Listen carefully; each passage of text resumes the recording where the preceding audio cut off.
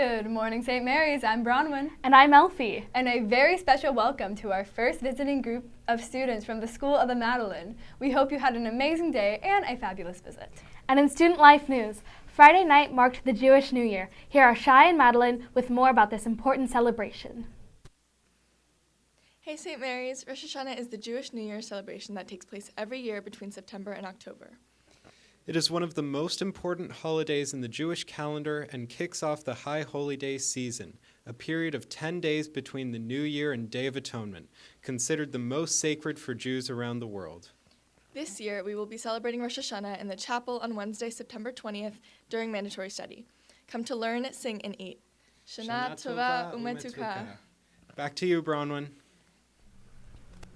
And if you want to take part in the 2-hour Walk for the Poor this coming Saturday in Pinole, please see Ms. McCormick in room 413 on Wednesday at lunch to pick up the info and the waiver release form. This walk happens annually to help the poor of Contra Costa County through the St. Vincent de Paul Society. So bring a friend and come walk with us.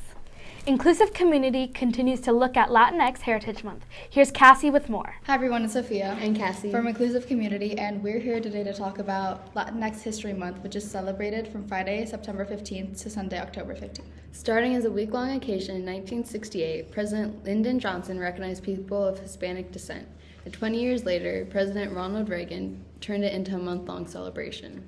However, there was a lack of representation, as Hispanic solely refers to those from Spanish-speaking countries, and the American census used it as an umbrella term to classify culture, identity, and tradition as one.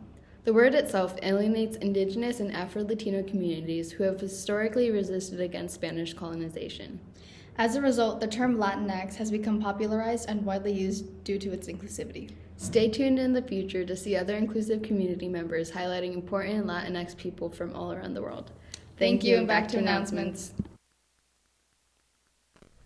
And in club news, these clubs are meeting today at lunch. The Chess Club in Brennan 415 and NHS in Frady's 327. An after-school mock trial is in Frady's 325, and CCAT will be in Miss Sakowitz's room, which is Murphy 224. And in counseling news, in addition to our 8th grade visitors, St. Mary's welcomes the college rep for the University of Chicago. They are presenting today at lunch. And now here's Tiger with their Panther Athletics. Good morning, Panthers. Intramural basketball starts tomorrow at lunch. We will have our first 2 games. If you are the team captain, you will have received an email if your team is playing. Don't be late. We will start 10 minutes after the lunch bell rings. If you are not playing, come cheer on your Panther classmates. And a friendly reminder that there will be no eating in the gym. On a sunny but windy Saturday afternoon, the varsity football team got back on the winning track with a dominating 42-8 win over Arroyo in San Lorenzo. The Panthers' first score came on the second play of the game on the 67-yard pass from Sutton to Samadi, who broke a couple of tackles and then took off.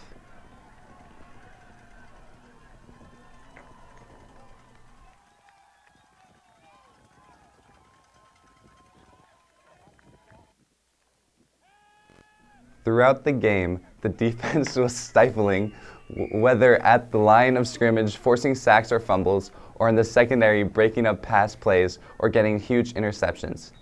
A special shout out to my boy, Elliot Jennings, for getting his first touchdown. I'm very proud of you. St. Mary's will host Cardinal Newman, a top 10 NCS team, at Brady Park on Saturday.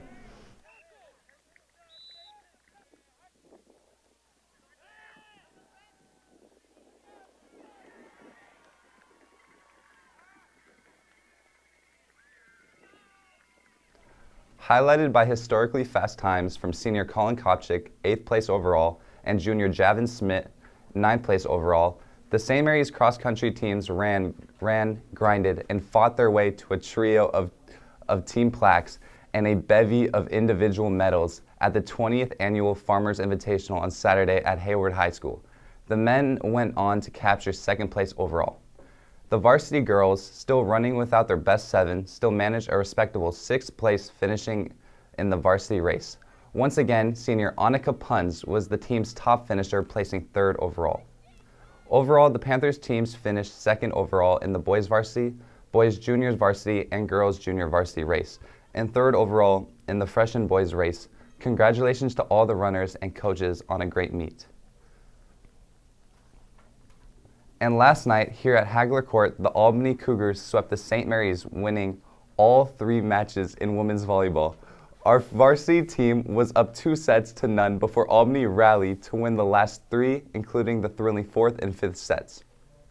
Later today, girls tennis hosts Jessie Bethel at Albany Courts with a 2:15 early dismissal. Then women's golf hosts SPSV up at Tilden for their match. That's it with a busy weekend of sports. And now back to Bronwyn and Elfie for today's birthdays. Thank you, Tiger, and a very, very happy birthday to Jameson Daw and Layla Guerrero. Happy, happy birthday from all of us to you. We wish you happy birthday so we can party too. Hooray!